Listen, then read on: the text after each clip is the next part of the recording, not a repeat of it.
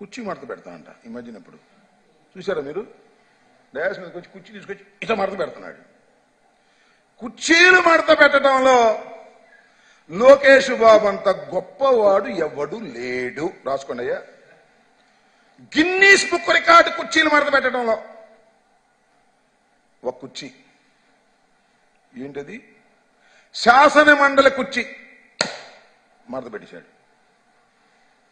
మంత్రి 5 శాఖల మంత్రి, 5ఏనా 6 మరి ఎన్నో మంత్రి కుర్చీ మడత పెట్టేశాడు.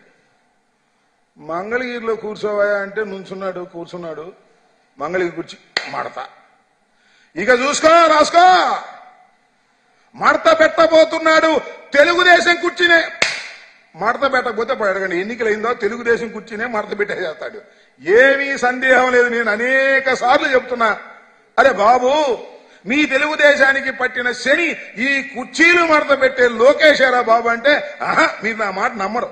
ఈ ఎలక్షన్ అయిపోయిన తర్వాత తెలుగుదేశం కుర్చీ కూడా టపాలను మడత పెట్టిన తర్వాత అరే రాంబాబు గారు చెప్పింది వినలేకపోయామండి, మా లోకేష్ వచ్చాడు, శని పట్టింది, పార్టీని మూసేశారు అనేటువంటి కార్యక్రమాలకు తీసుకొచ్చేటువంటి కార్యక్రమం చేస్తారని కూడా ఈ సందర్భంగా నేను మనవి చేస్తున్నా. సవాళ్లు స్వీకరించదలుచుకుంటే, దమ్ముంటే, వెన్నుపూసలో బలముంటే సవాలు స్వీకరించండి. ఎప్పుడో చెప్పాం, సింగిల్ గా వచ్చే దమ్ముందా అని. మేము సింగిల్ గా రాలేమండి, సవాల్ అయితే చేస్తాం. మేము వచ్చేటప్పుడు మాత్రం గుంపులుగానే వస్తాం. అవును, మీరు గుంపులుగానే వస్తాం. ఇంకో గుంపు చాలా, ఈ 2 గుంపులు చాలా, ఇంకో 3వ గుంపు కోసం ఢిల్లీ తిరుగుతున్నారు. 3వ గుంపు కోసం ఢిల్లీ. మరి ఆ గుంపు ఏమైందో ఏమో మరి తెలియదు. ఈ డైరెక్ట్ గుంపులు కాకుండా ఇంకా రహస్యంగా గుంపు ఢిల్లీలో ఇంకో గుంపు కోసం వెళ్తున్నారు. మీరు సవాళ్లు చేసేవాళ్ళు అంటాయా? సింగిల్ గా రానే వాళ్ళు సవాల్ ఏం చేస్తారు? గుంపులుగా వచ్చేవాళ్ళు సవాల్ ఏం చేస్తారు? జగన్మోహన్ రెడ్డిని సవాలు చేయగలిగినటువంటి సత్తా నారా వంశానికి లేదు, ఆ వరాహికి లేదు అనే విషయాన్ని దయచేసి గుర్తు పెట్టుకోమని మనం చేస్తున్నాం. అసలు సవాళ్ళు ఏంటో ఎన్నికలకు ముందు తెలుసు. సవాళ్ళు ఏంటి నాకు అర్థం కాల. రండి చూసుకున్నా ఎన్నికల్లో. మీ దుంపదేగా ఇంతవరకు మీ పొత్తే సరిగా పొడవనటువంటి పరిస్థితి. ఒకడు కూడా కొట్టుకుంటారు, అర్థం కావట్లా.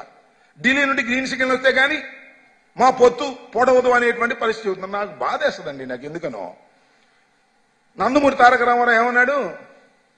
ఢిల్లీ పెత్తనాన్ని సహించలే అన్నాడు. ఈయన ఢిల్లీ వెళ్తే కానీ క్లియరెన్స్ రాని పరిస్థితి. ఏమి దౌర్భాగ్యం అయ్యా నారా చంద్రబాబు నాయుడు గారు. మీ పరిస్థితి ఏంటి? మీ బ్రతుకేమిటి అని అడుగుతా ఉన్నా.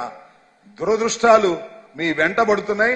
మిమ్మల్ని ఆ భగవంతుడు కూడా కాపాడలేడనే విషయాన్ని నేను ఈ సందర్భంగా చెప్పదలుచుకున్నాను. మీ ఇద్దరు 2 ఒకటి శంకారావం రా కదలరా అంటే ఇంకాయన పాప మీ పార్ట్నర్ ఏం చేయాలో అర్థం కాక ఊళ్ళు బట్టి తిరుగుతున్నాడు. రహస్యంగా తిరుగుతున్నాడు, బహిరంగ తిరుగుతున్నాడు. బహిరంగ పెట్టలేడు, మరి వారాహి ఎక్కలేడు. మరి అయ్యో స్వామి చెప్పినట్టు ఎన్నికలకు ముందు ఎవరైనా ప్రచార రథం తయారు చేసుకుంటారు, అంతేగా. నేను కూడా ప్రచార రథం రేపే ప్రారంభిస్తున్నా. చంద్రబాబు ప్రచారం లేదు, లోకేష్కు ప్రచార రథం లేదు, ఆలు లేదు, కోలు లేదు, సోలు లేదు, కొడుకు పేరు సోమలింగం అని. అసలు నువ్వు ఏ పార్టీతో పొత్తు పెట్టుకుంటావో తెలియదు, అసలు నిలబడతావో లేదో తెలియదు, ఎన్ని సీట్లు ఇస్తావో తెలియదు. వారాహి అంట పెద్ద దేశపడి మిలిటరీ లాగా, దానికి పెయింటింగ్లు, దాని మీద ఊరేగింపులు. ఏంది ఆర్భాటాలు నాకు అర్థం కాల. సరుకు లేని వ్యవహారాలంటే ఇలా ఉంటుంది. ఇంతవరకు ఈ వారాహి ఏమైందని నాకు అర్థం చెప్పండి. నాకు ఇంటి పెట్టుకున్నావు అయితే ఒకట్లే. వారాహికి 2 రంగులు వేసాంట, 3వ రంగు వేయాలో లేదో అర్థం కాక ఢిల్లీ నుంచి కవర్ వస్తే 3వ రంగు వేసి అప్పుడు వారాహి తీస్తా అంటే ఏమిటా మీ బతుకుడు రాజకీయాల్లో? నాకు అర్థం కానటువంటి పరిస్థితి. ఇలాంటి దౌర్భాగ్యమైనటువంటి రాజకీయాలు చేస్తున్నటువంటి ఆ గుంపు అర్థమవుతుందా మీకు? అసలు 3 సిద్ధం సభలు చూసిన తర్వాత కూడా అర్థం కావడం లేదా? జగన్మోహన్ రెడ్డి గారి యొక్క ఫాస్ట్ నిర్ణయాలు చూస్తుంటే మీకు అర్థం కావడం లేదా? మార్పులు చూస్తుంటే అర్థం కావడం లేదా?